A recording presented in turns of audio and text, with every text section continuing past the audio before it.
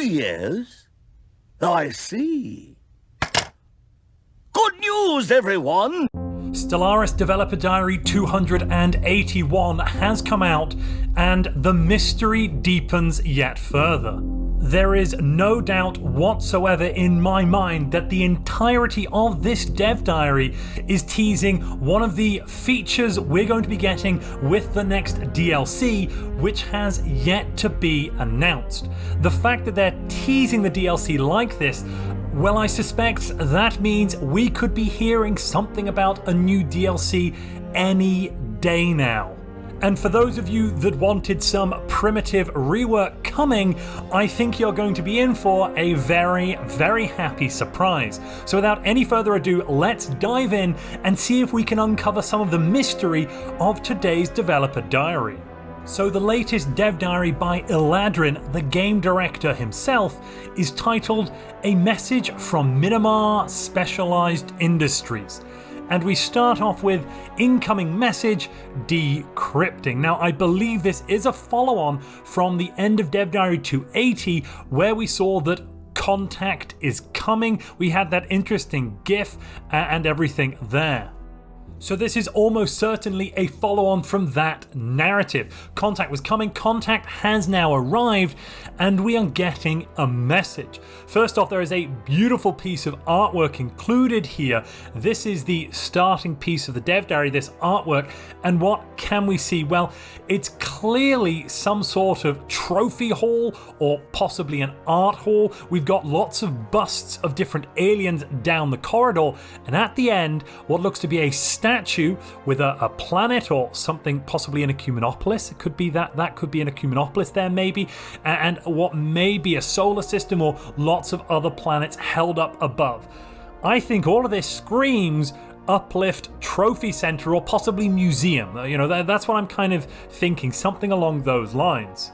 And then we get some interesting texts here, a bunch of left shift and right shift operators all kind of just strewn about what looks like it could be willy-nilly, though I believe there may be something more interesting, possibly a message contained within this text. We'll get back to that in a moment, but just keep that in your mind for now. And then we get to actual intelligible text. Warmest greetings from Minimar Specialized Industries. We delight in meeting new peoples and welcoming them into the greater galactic community. With over 143 successful uplifts to date, we're the acknowledged leaders in the field of social and technological ascendancy. We're thrilled to finally make your acquaintance and hope to add your world to our success story. We understand that this is all very sudden. Receiving a transmission from the stars has likely come as a surprise to you, but we've been watching your world for some time. And your civilization scores very highly on several relevant metrics. With a valuation score of error undefined, the people of error homeworld name not found have been flagged as particularly worthy of cooperative enlightenment. Congratulations! We have assigned some of our best specialists to your case, and our representatives will be arriving on world shortly. We can't wait to meet in person to discuss the benefits of ascendancy, as well as the terms of this beautiful arrangement. Enlightenment may not be free, but at MSI, it's always worth the cost. Your friends at Minimar Specialized Industries. And that then finishes off with more specialized text down here, text that I believe we are meant to be able to translate if we apply le grey matter. And if you're enjoying this video, please decrypt that like button. Now, this doesn't look to be binary. If it is, it's a bit confusing how they've done it, but it could have been binary. I suppose I tried that out. That gave unintelligible gobbledygook, I should say. On the other hand, it does seem to be one of the best and oldest forms of technological communication in the known universe, from a human perspective at least.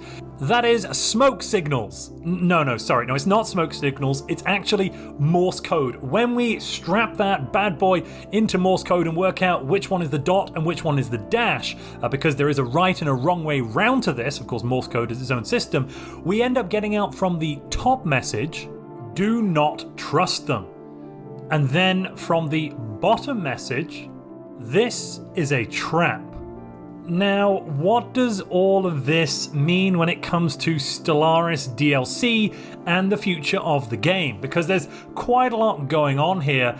Well, let's break it down. As we know, we have the Custodian team giving us a patch every 3 months, and then the Crisis team, as I believe they're called, giving us a full DLC every year, and something like a Species pack every year in between that. So we get a DLC, then about 6 months later we get a Species pack, and then that brings us back to a DLC again. Or at least that has been the routine the last 2 years.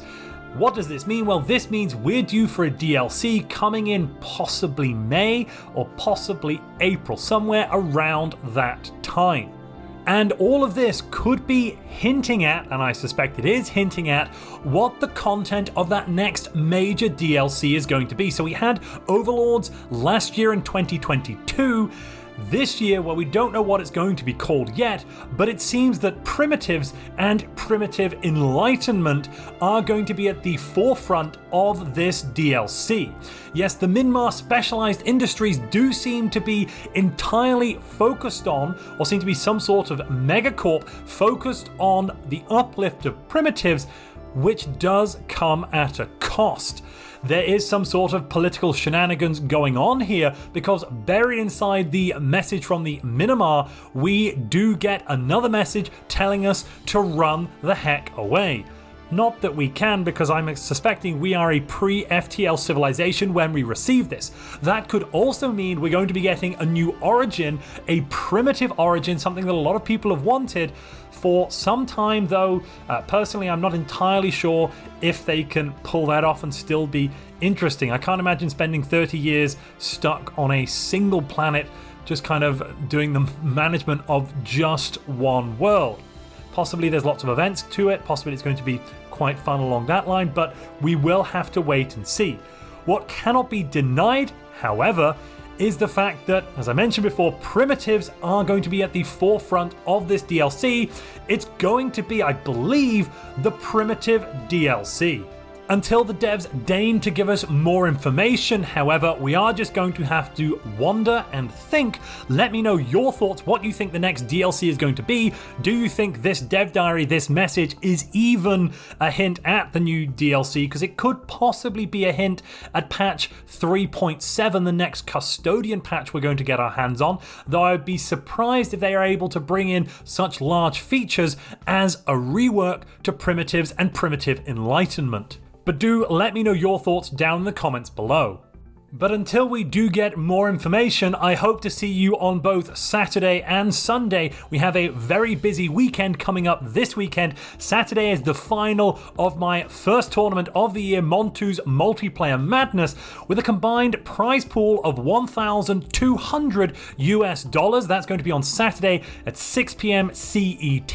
That's 12 o'clock on the eastern coast of the United States, if that's where you also are, but keep an eye out for that. Otherwise, on Sunday, Stellaris Timelines Season 2 will be coming out, and we'll be having our first multiplayer session. In just a short amount of time, we're also going to be getting the backstory for Stellaris Timelines, and I can now reveal to everybody that Great Britain did win the vote. And if you'd like to know more about the Greater Commonwealth and the fantastic backstory we have developed for Stellaris Timelines Season 2, click the video on screen now.